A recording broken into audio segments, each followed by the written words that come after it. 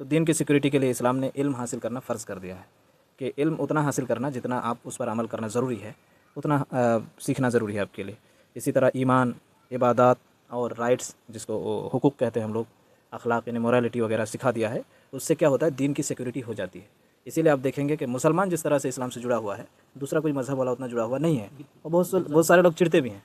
तो इस्लाम का सिस्टम ही ऐसा है कि वो दीन की सिक्योरिटी लाजमी है, होती ही है। दूसरी चीज़ जो है लाइफ की सिक्योरिटी, ये तो बहुत ज़रूरी है।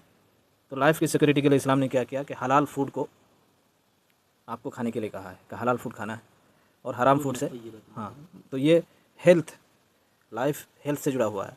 हेल्थ सही नहीं है तो इंसान कैसे खुश रहेगा, और हेल्थ को सही रखने के लिए इस्लाम ने यह हल बताया कि आप हलाल फूड का सेवन कीजिए। इसी तरह सफाई सुथराई को आधा ईमान करार दिया। सफाई सुथराई ना होने की वजह से बहुत सारी बीमारियां पैदा होती है, और हेल्थ जो है, बिल्कुल तहूर शत्रुल ईमान, सफाई आधा ईमान है। इसी तरह लाइफ की सिक्योरिटी के लिए क़िसास का सिस्टम है। जानते हैं क़िसास किसको कहते हैं?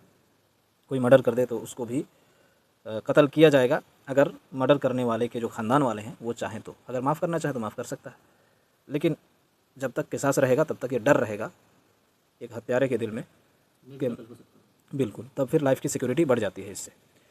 इसी तरह ख़ुदकुशी को हराम कर दिया। आपने अभी अभी कहा था कि वेस्ट में हैप्पीएस्ट ज़्यादा है, लेकिन मैं ये भी कहूँगा कि सबसे ज़्यादा सुसाइड करने वाले वेस्ट में ही है। ये भी एक पहलू है जिसको आप देख सकते हैं कि इस्लाम ने सिक्योरिटी ऐसी प्रोवाइड की है मुसलमानों को कि पॉलिटिकली दबे हुए होने के बावजूद वो लोग ख़ुदकुशी में सबसे पीछे हैं। मैंने कहा था ना कि उम्मीद के लिए ठोस बुनियाद जब ना हो तो इंसान मायूस हो जाता है, और मायूस हो जाता है तब वो वही सुसाइड वगैरह कर लेता है। और यहाँ पे ठोस बुनियाद मौजूद है।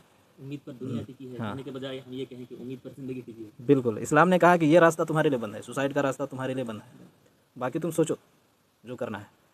तो इस तरह से इस्लाम ने सिक्योरिटी दी है लाइफ को।